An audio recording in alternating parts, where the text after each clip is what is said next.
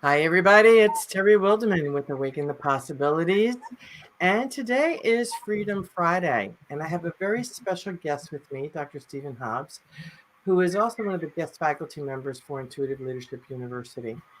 And Dr. Hobbs, I'm going to read his bio because it's actually a wonderful, wonderful bio. A lot of you don't know much about Stephen, and I feel like it's time for him to become even more visible than he already is. And he is a born educator and in all ways an educator. Dr. Hobbs shares insights from his lived experience as a corporate CEO, entrepreneur, faculty member at a leadership center, university professor, online and in-person course workshop instructive coach, and retreat and mastermind facilitated and mentor.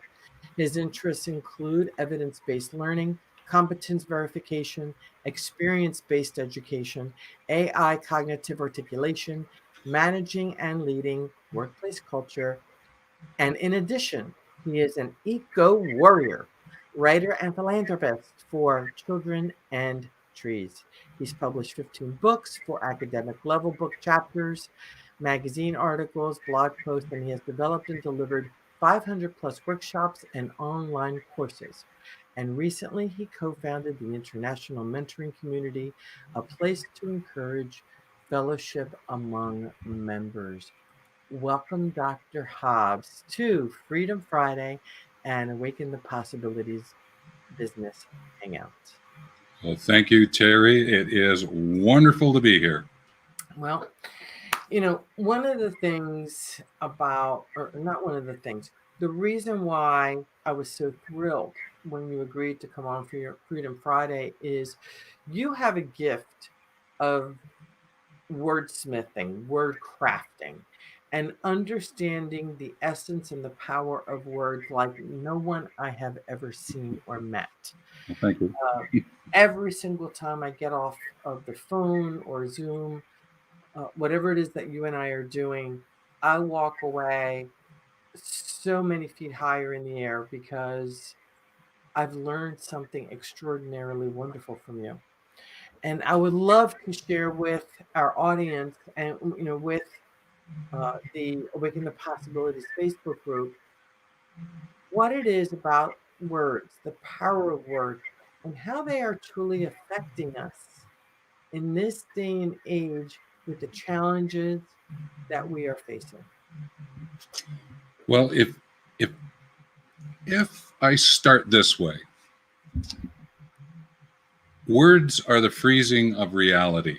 So when we use our words, it freezes the reality in that moment and in the conversation that we're having. And that's not my quote. That belongs to Edward de Bono. I was reading through his work, and it struck me. I went, hang on a minute. There's something to be said here. And then you might go to the next conversation, and the words that are freezing that reality may be slightly different, but you may be talking about the same thing. So let me give you an example. Someone might say, well, it's a cool day. Someone might say it's a cold day, but it's the same day, right? Someone might say something about the pandemic, and someone says something about the pandemic using a slightly different word, like, oh my goodness, right? Or it's okay. It's the same pandemic kind of idea, but yet it's worded a little bit differently, and therefore the message that comes across is a little bit different. So one of the things I always share with people is that every person has a word for the world.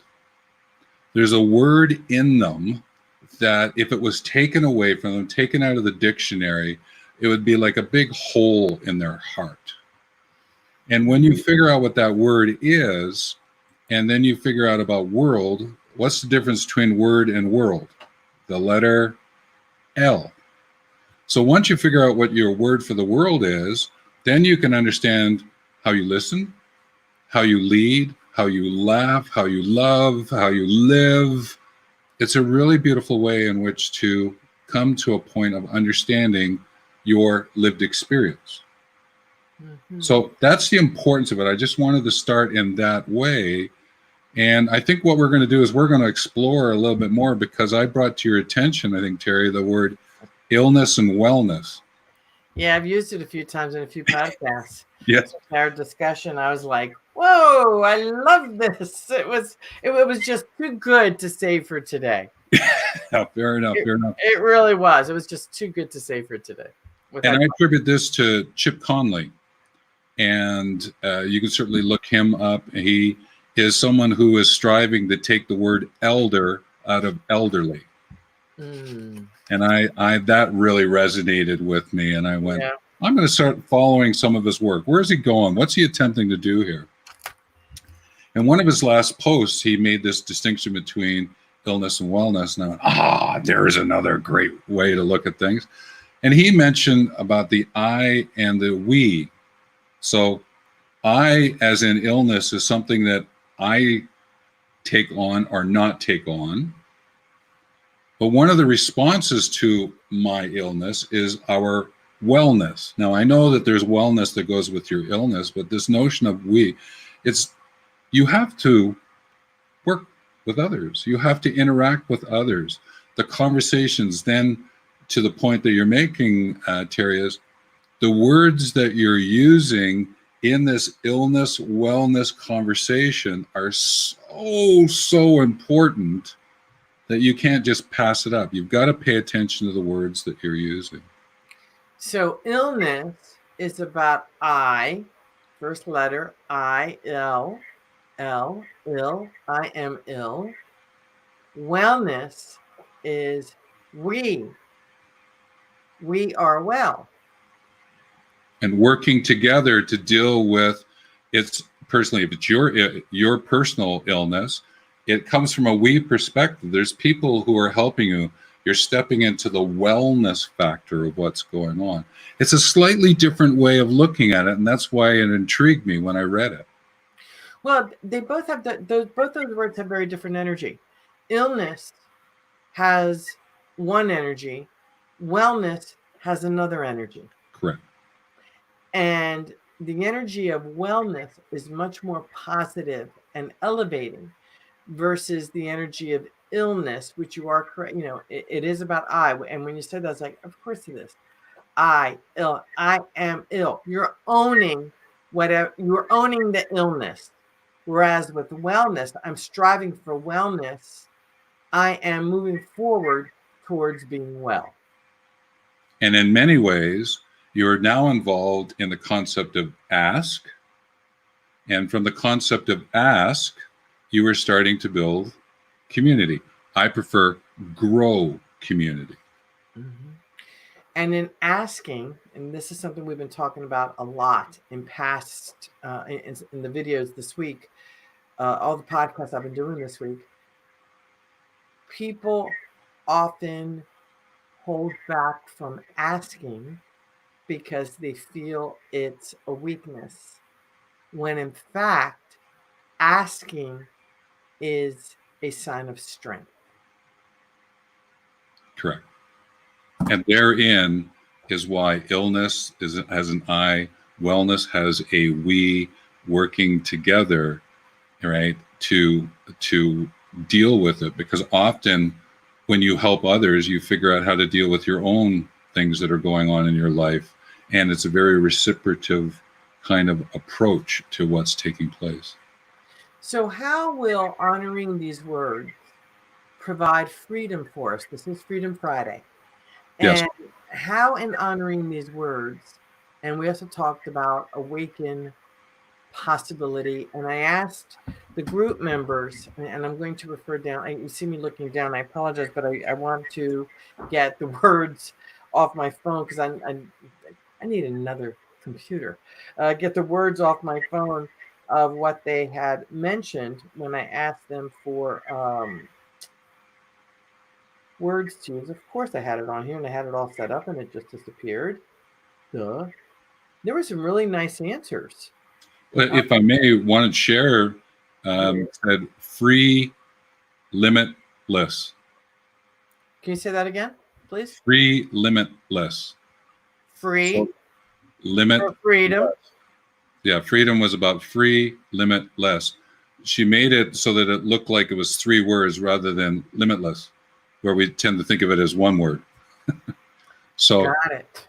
so this notion of free limits and not having anything lessen you around the limits, right? Okay. Because I think that, and I'm not going to sort of say I know what Cher is thinking, because I don't at this point in time.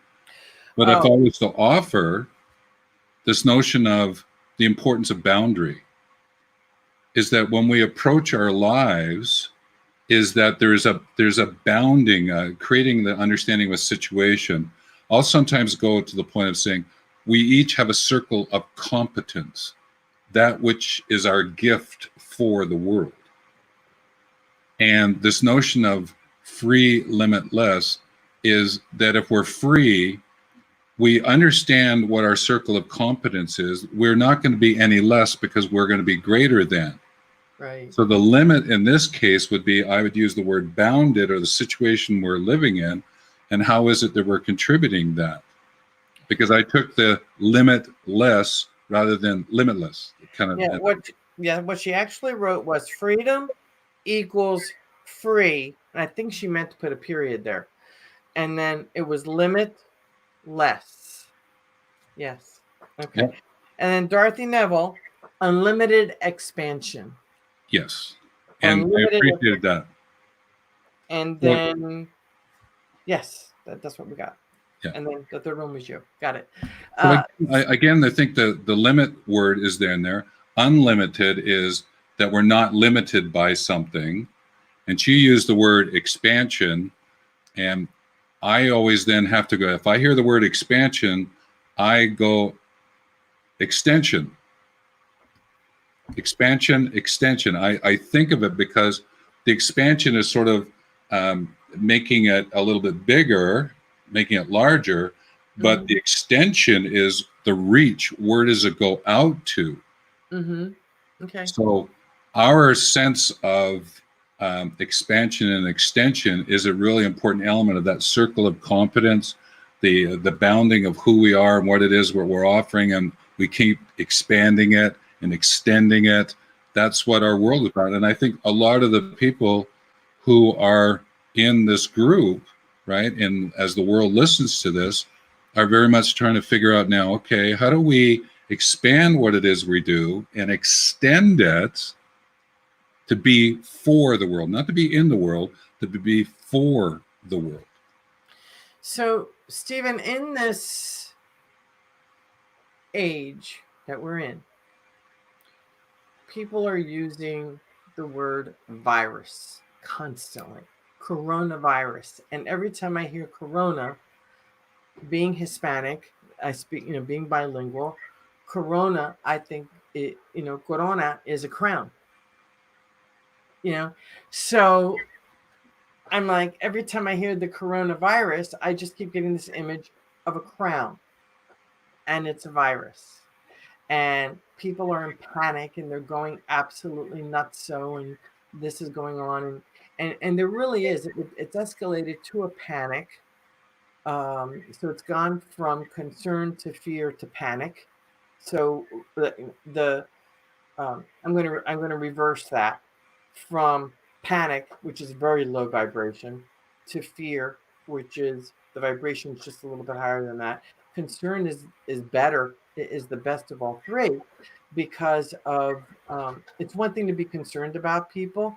It's a whole different energy and feeling to be in fear and in panic. So as you hear me say those three words with your extraordinary ability to expand on the words and make them bigger. And then we have corona, we have corona, which is crown, and then virus. A virus can be either negative or positive. Not all viruses are negative. So I'm curious as to what comes to you when you hear me say these words in such a way. Well, if I play with the word virus, there's sort of three things that come to mind. Is there's us, the U.S., all right, and not in the sense of the country, but the notion of us as we share it. So this notion of virus, right? And here I just wipe my nose. You're by yourself. You're okay. I know. I'm in self-quarantine at the moment, so I get that. I just picked up someone who was in traveling, so I went into complete self quarantine as well. So I got that, but it was just funny to watch myself actually wipe my nose. The IR is also, when I think of viruses, IR is ire, IRE. It's linked to that, and ire is this notion of angst, right? This ire that I have is this angst, and V in terms of virus is the notion of velocity. So it's this velocity of this ire that's affecting us. And a virus being a living organism, it's attempting to do what it can to stay alive in its form of intelligence and spreading around the world. So in our look at the word, it has this velocity. It's creating this angst about what's taking place, and it's influencing us. However, if we look at the virus from an appreciative point of view, think of what has just taken place in the world, and it is taking place in the world. It's one of the first times where the world has actually, on a global scale, for the most part, is working together. Mm-hmm. And when I realized that the other day, I had to sit back in my chair and I went, hang on a minute. Yeah, it's COVID-19. I know they use COVID-19 now, but what has that word now done for the earth in terms of re-scripting the story of the world? We approach it from that perspective and thank the virus. Okay. Yeah. It's actually done a lot for us if we re-script our world story and don't fall back into what was, but actually create something that is forward moving. There's something here, Terry. There is something. It's huge. It's absolutely huge, because you look at China and they're talking about how the air is now breathable because everybody's inside. The factories are closed and they can breathe again. So health is coming. And it's almost like what I've been saying is what has happened with this virus is a call from humanity to stop. And the image that kept coming to me was that of the world and a blanket being put on top of it. And the word nap came in. And the word nap is an acronym for nurture, appreciation, and pause. So when we take a nap, and that's almost the feeling I'm getting, the world's taking a nap. When we wake up, we're going to be revitalized. We're going to feel better. We're going to be clear. We're going to be more focused. And, with the word virus, us, using the word us, where it's a positivity virus, because we've got the negativity virus and the positivity virus, us, meaning us, ire, that is the negative side. However, velocity, it's a very fast moving. If it's positivity, it's almost napping the ire that is going on and allowing us to rest in a way that we can be more positive instead of the negative part. And again, the corona, which again, I find very interesting that the word corona is being used, which means crown, royalty. Really? And that has fascinated me since the very beginning of all this. Why are we calling it corona? I haven't figured that out yet. Have you read something about it? No, I haven't, and I know that's why they've gone to COVID-19, right? Which sparks for me this notion of, well, what are we going to do with COVID-20 and COVID-21, right? And I have this contingency thinking that I keep doing, and I go, okay, what are we going to do next? What are we going to do? Where are we going with it? Right? Yeah. And the language that we're going to use.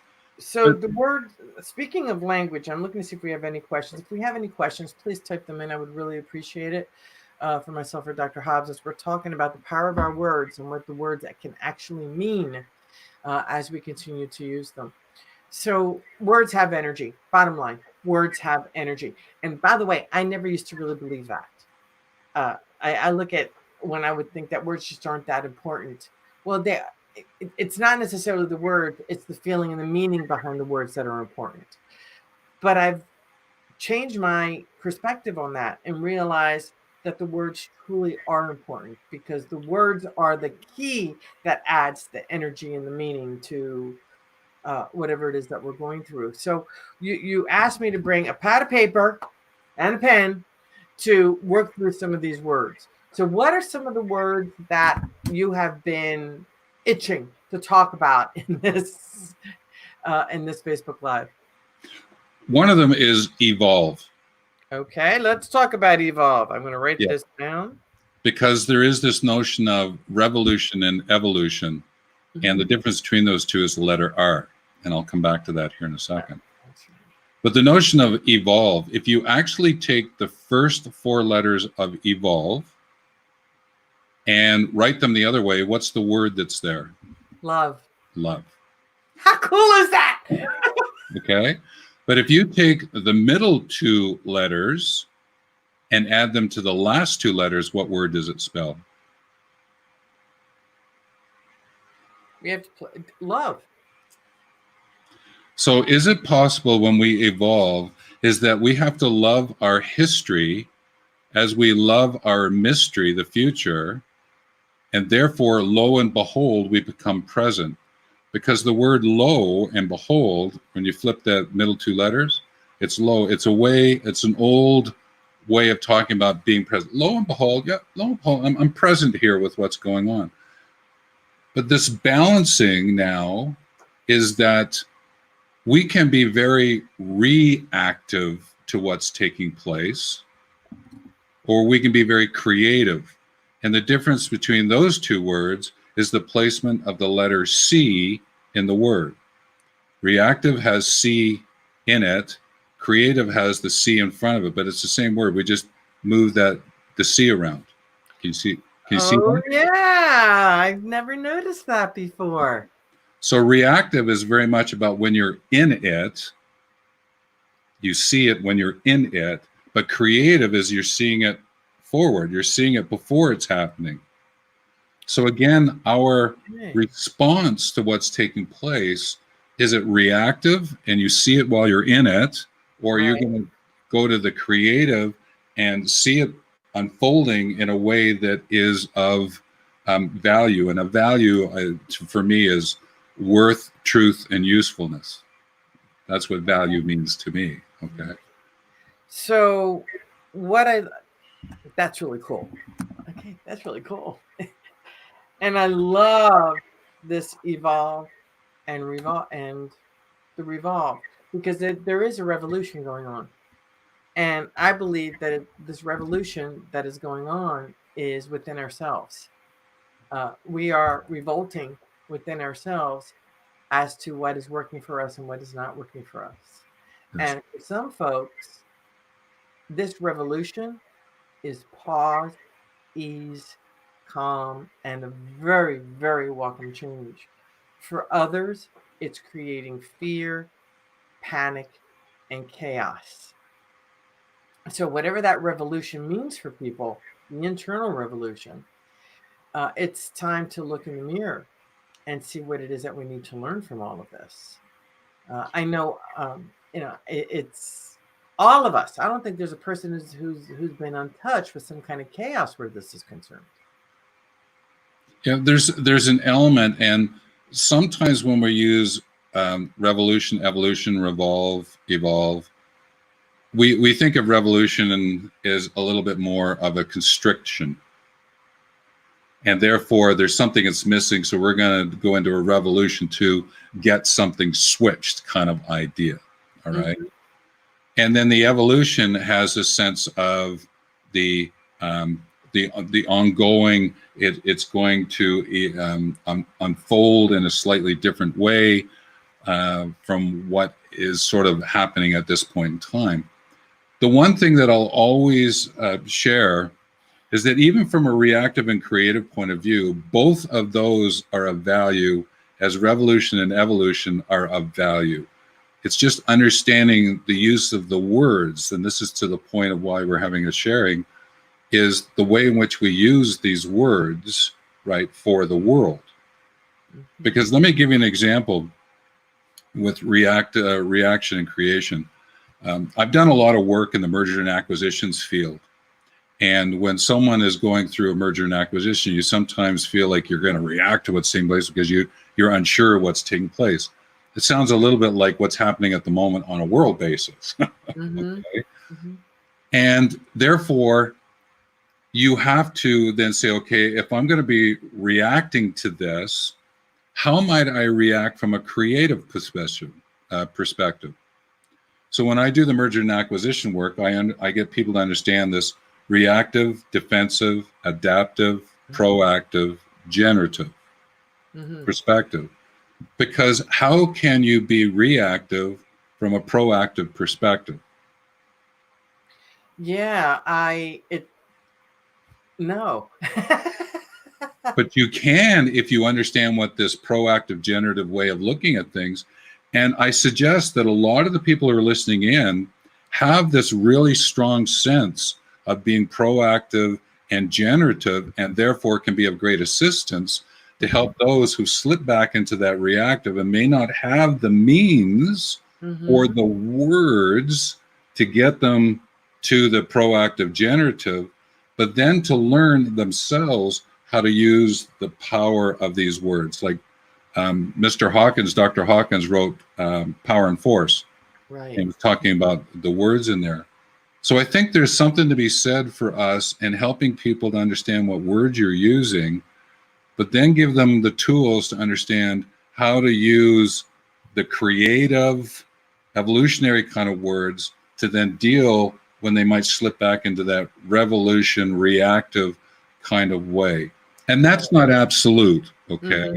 Please, if you're listening to me at the moment, I'm not saying that's absolute because there are really no absolute words. Words are important, but Yeah. this notion of being absolute because of this freezing of reality thing that I talked about earlier. Okay. But there's something to be said for using the words that are going to be helpful rather than hindering.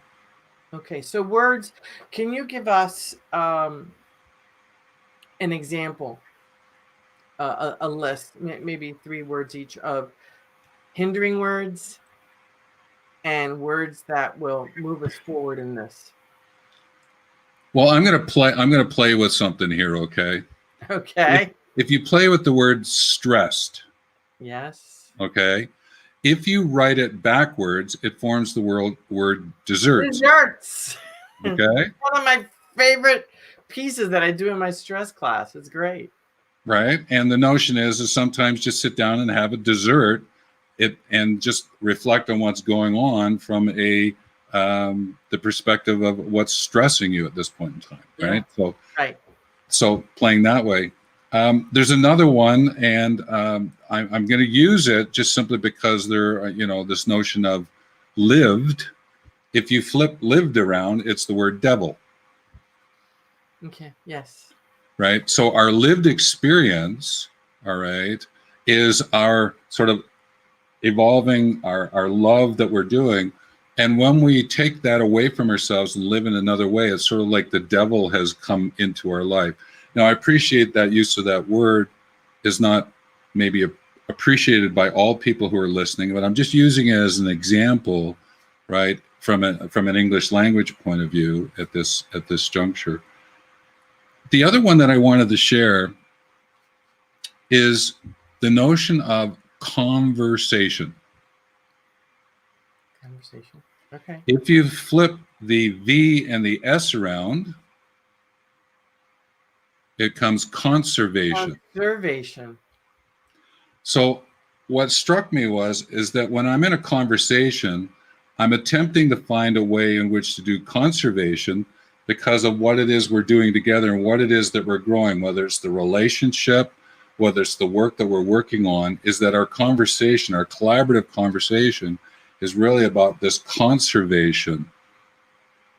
And it's in the word, right? When we just flip some of the letters, because the other thing I would share is each letter has a certain energy to it, because each letter is a symbol.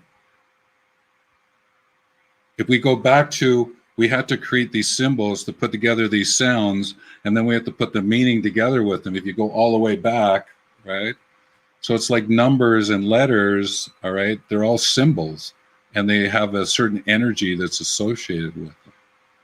Very And there are cool. people who know that more than I do, right? They're numerologists, Yeah. right? And people who are into the phonics and all that. There are people much smarter than I in terms of what energy is there with those symbols. That is really, really cool. Well, Dr. Hobbs, my dear friend Stephen, I want to thank you so much for being here today because I got, you've given us a lot of food for thought. My head's rambling.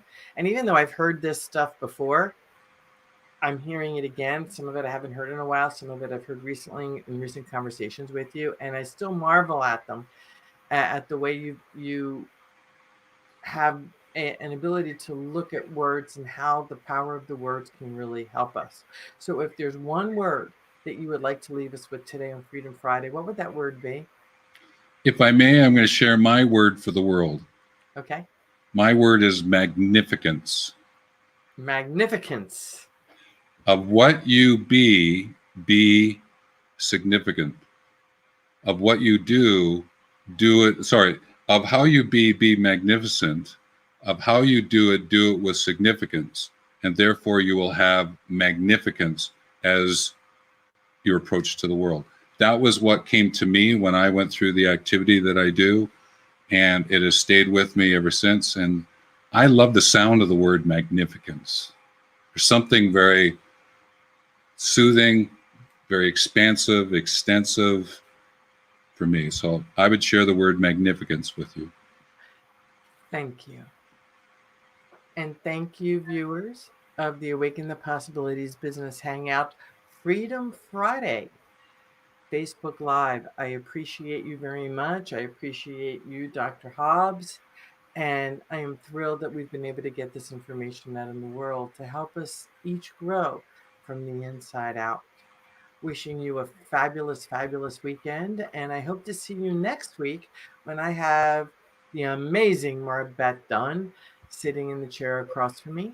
And I'm not sure yet what we're going to be talking about. One thing I've learned with Marbeth is I wait to see what evolves during the week.